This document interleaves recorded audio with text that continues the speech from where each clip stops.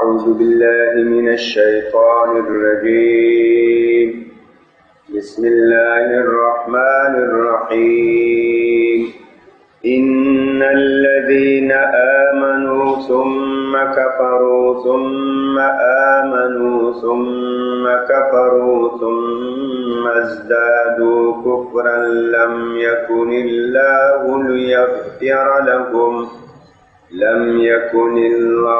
ليغفر لهم ولا ليهديهم سبيلا.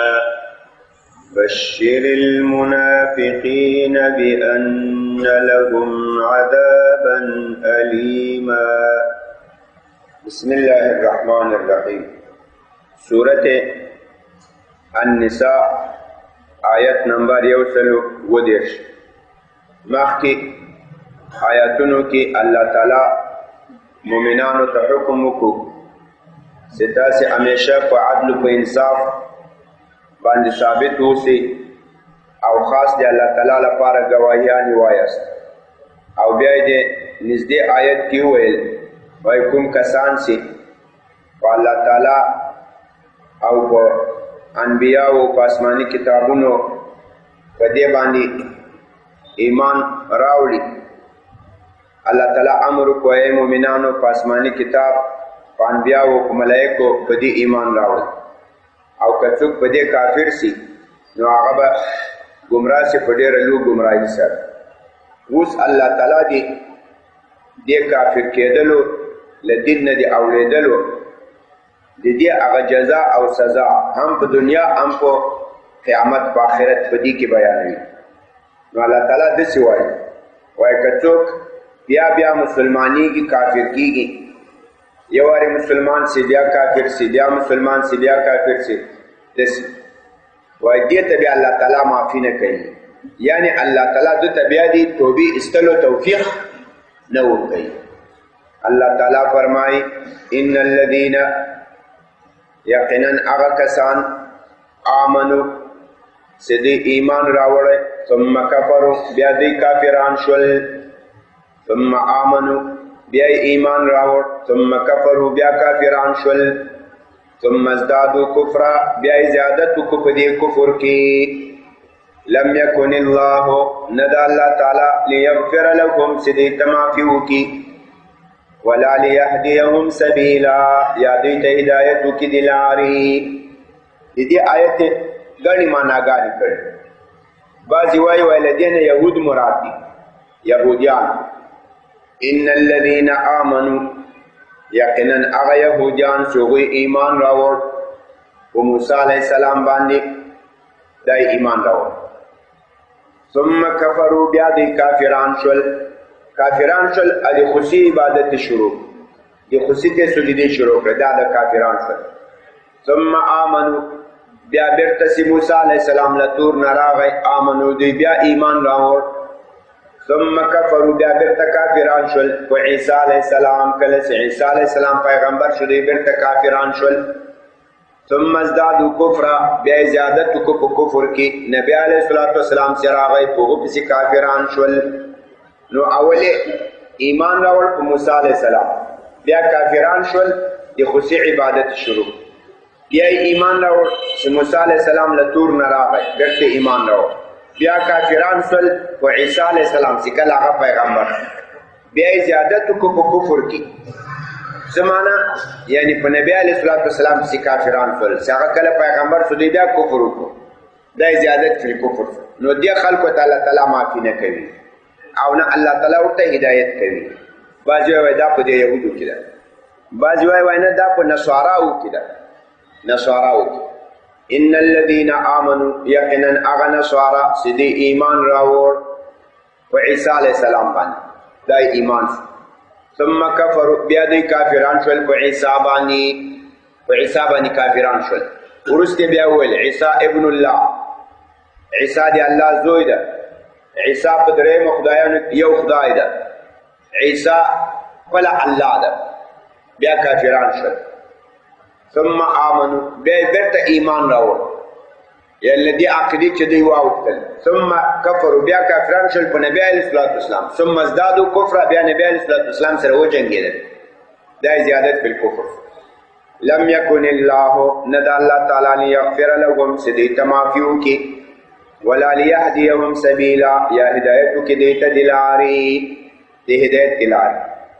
درہم مانا کی وی دا پا حق دی دو امت کی دا نبی علیہ السلام امت کی لدین وی اغا منافقین مطلب دی منافقین آغا سی بس صحابه سر مخصول وی مگ ایمان راوڑے سبیر تبخپلو کافرانو تلاو وی مگ کافر بلورت سی ببی آدل تمخش وی مگ مومنان سخپلو مشرانو تبلاو وی مگ کافران نو دا دی ایمانو کفر نو یقینا اغا کسان آمنو اغا منافقان سدی ایمان راوڑ کلسی مومنانو سر مخصو ثم کفرو بیا کافران شول کلسی لخپلو مشرانو سر مخصول ثم آمنو بیا ایمان راوڑ کلسی مومنانو سر مخصول ثم کفرو بیا کافران شول کلسی لخپلو مشرانو سر مخصول ثم ازدادو کفر بیا پا کفر کی زیادت بکو پا کفر کی څنګه زیادت بکو اخپلو مشرانو تویل سی مخ خود دا مسلمانانو توی سی مخ ایمان راوڑی دا مو ایمان ندر راوڑی دا پا دی استحضاء کهو انما نحنو مستحزئون مخ استحضاء کهون کیو دا زیادت فی الکفر.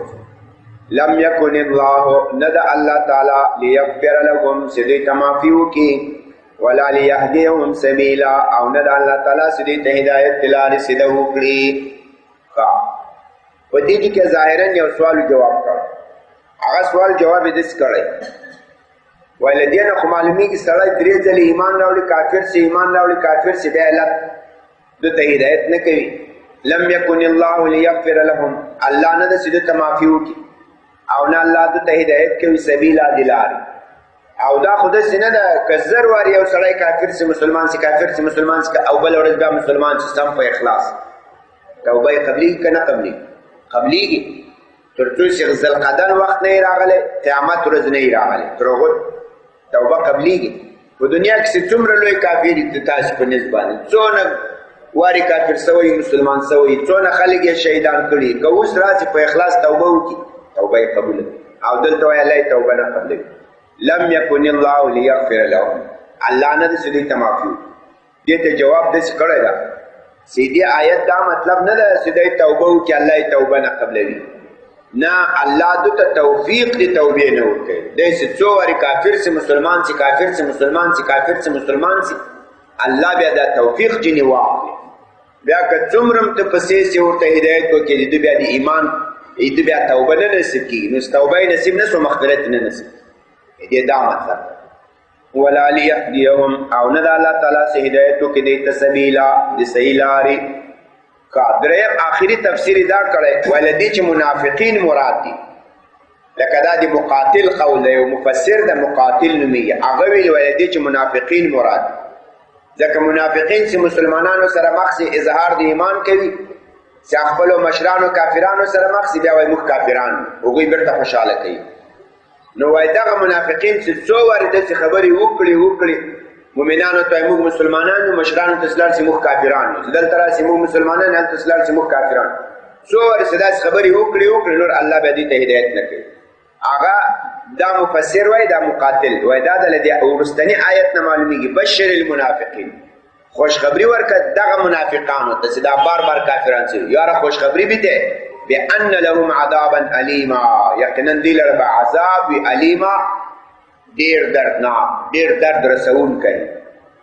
دا بشری ویلی ده په عذاب کې دا تحکم ده دا په منافقانو استهزاء ده منافقان خود دلته مسلمانانو پسخند کوي الله دلته په دې باندې استهزاء وکړي استهزاء دې په باندې وکړي اوس څوک چې چاته عذاب ورکوي بیا خو داسې نه ورته خوشخبري درکوم تا ته په لوی عذاب باندې الته خو بیا د خوشخبري ځای نه وای الته خو خبر ورکوي مثال اخبرهم دې ته خبر ورکه انبئ المنافقین انباء وکه آگاهی ورکه بشر ولی ویل خوشخبري خو په خشي باندې راځي دا لکه تاسو یو چاته جزا ورکوي او بیا استهزام پې کوي پس خندم پې کوي پس خندم پې باندې کوي لکه مثال تا یو بچی نا وخت تللی چیرته هوټل ته شپې 2 بجې 2 بجې راست تو لکه چیرته تللی ولا پلاني هوټل ته تللی او کړایانو سجانم پړل تیراونیسي او کوتک ورته ونیسي واخلصه جان وخوره کړایان وخوره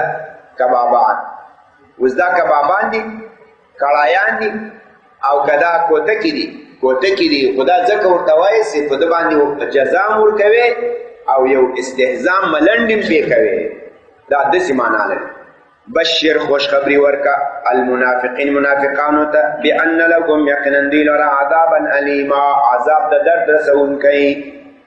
الذین دی منافقانو تعریف کوي.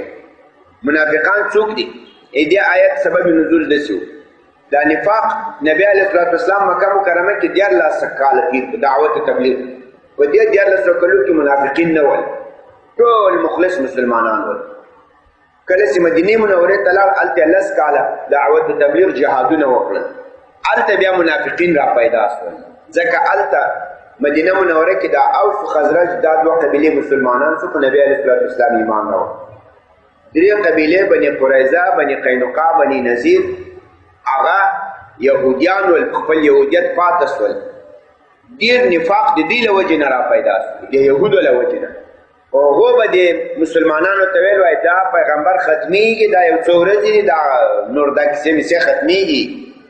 هسې چټي ځان مه ځایروئ په دې خلکو باندې، په دې کافرانو، په دې ظالمانو.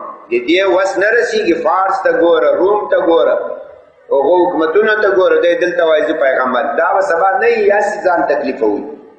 نو هغه منافقینو به ویل د دې لپاره چې دوی ځان حفاظت وکړي چې مسلمانانو ته به راغلو وایي موږ مسلمانان یو، هسې نه چې دوی غلبه پیدا کړي. هلته چې به یهودو ته لاړو وایي نه موږ یهودیان یو، هسې هغه مسلمانانو سره دا خبرې کوو. یهودانو ته به دوی ولې دا خبرې کولې چې موږ به کافران، ځکه به ویل چې هغو ورته ویل چې موږ به غلبه کوو، موږ به سلطه کوو. وایي نو ښه چې ته غالب شوې، تا سلطه پیدا کړ، تا زور قدرت پیدا کړو، نو بیا به ما ته یو چوکۍ را کوې، یو منصب به را کوې، چېرته به والي یم، چېرته به حاکم یم، چېرته به دا یم. د دغو خبرو په خاطر یې له هغو سره مینه محبت کول. لکه دا نن سبا هم کافرانو خلک په دغو تمو کې اچولي دي چې موږ به غلبه کوو، موږ به دا کوو، سلطه به کوو، دا به کوو، ته به بیا پکې دا شی وې، ته به دا یې، ته به دا یې، ته به دا یې. خلک غریبان نور ذاتې منډه ورسره وږي. دلته وایي موږ مسلمانان یو، هغو ته وایي نه نه بس موږ له تاسې سره یو، خو سیاسي اوس تاسې زر دا ملکونه ونیسئ او زه پکې د کوم چې پاچا سمه، څوک یو چې پاچا، بل دي بل دي بل دي بل دي بل دي بل دي، دغسې په دغو تمو باندې دا منافقان شول. الله تعالی وایي الذین، دا منافقان هغه کسان دي یتخذون الکافرین، دوی نیسي کافرانو لره اولیاء دوستان.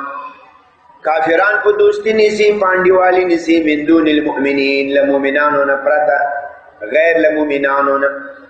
منافقان آنانی هستند که یا به دوستی میگیرد کافران را، من دون المؤمنین، غیر از مؤمنان. الله تعالی وایي تاسو دا کافران ولې په دوستی نیسي؟ ضرور تاسو به د دې لپاره په دوستی نیسئ، له هغو نه به عزت غواړئ، له هغو نه به زور و قوت غواړئ. ایبتغون، آیا دوی طلبوي، آیا دوی غواړي، عندهم په نزد کافرانو باندې العزت، عزت، آیا دوی د کافرانو په وړاندې باندې عزت غواړي. فإن العزت لله جميعا، یقینا عزت دا الله تعالی سره ده، جميعا ټول عزت قوت شان دا الله سره ده، کافرانو سره نشته. کافران تا ته عزت نشي درکولی، هغه به دې له سپکو نه سپک کي. عزتمندو دا لنډ مثال دی موږ تاسو په دې نږدې. امریکا یو کافر و، ځینې مسلمانان له دې سره ملګري سو، ځان ته مسلمانان ویل، خو د عزت طلبولو په خاطر. ملا محمد عمر مجاهد الله تعالی دې غریق رحمت کی، اسامه شهید الله تعالی دې شهادت قبول و منظور کی. دې دواړو مقابله وکړه. نو اوس د پېښوریانو خبر ده، په ایمان خبره وکړي. هغه مسلمانان چې له امریکې سره ملګري وو هغه لوی عزت لري او که دا لوی عزت لري. دا دومره لوی عزت لري د مسلمانانو په نزد. ډېر ځایونه ما لیدلي دي د ماشومانو د دې نومان یې اسامه ښودلي. دا خو له افتخار نه ښودلی کانه. ډېرو د ملا محمد عمر مجاهد صاحب د وفات په ورځ چې چا بچیان یې له هغه نه وروسته قریب وړاندې وروسته پیدا شوي، په بچیانو باندې نوم محمد عمر ښودلی ده. هغه د افتخار باندې په نامو باندې افتخار کوي. او د دغو خلکو نومان خو په بچیانو نه ځوانګي، په سپي هم ولاکه څوک کېږدي.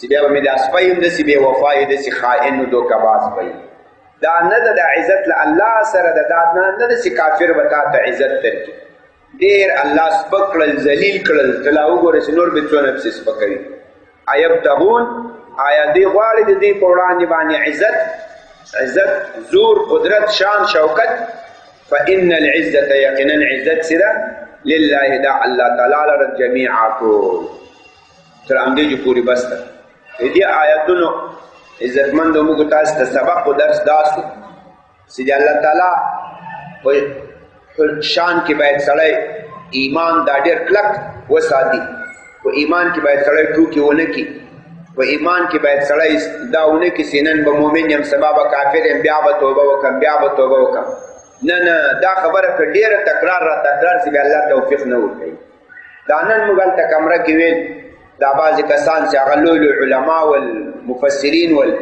موږ ویل چې دا خلک اوس څنګه له دې خلکو سره ملګري دي موږ په دې کم معلوماتو باندې له دې کافرانو سره نه ملګري کېږو دوی له دې لویو لویو علومو سره لوی لوی استادان دي شیوخ دي مصنفین دي مفسرین دي دا څنګه ملګري سوي اصلي خبره دغه یوه ده الله توفیق نه ورکوي الله هغه توفیق ځینې واخلي بیا نور د هدایت نه ورته کوي لکه مرضي په ناروغي کې چې سړی دوا نه خوري دوایي نه کوي علاج نه کوي اخر هغه مرض یو حد ته ورسېږي چې ډاکټران هم ورته وایي ځه وروره خپل کار کوه دا ځان خراب کړی ده دا نور د اسبابو نه وتلي ده دا خبره دا دسیسې په دا ظاهري معنوي ناروغیو کې هم دسیسې سړی باید ډېر احتیاط وکړي باید د توبې دروازه په ځان بند نه کړي همیشه الله ته رجوع وکړي که ډېر واړه ګناه یې وړه یې مه بوله زر توبه کوه هسې نه چې دغه سلب اوسي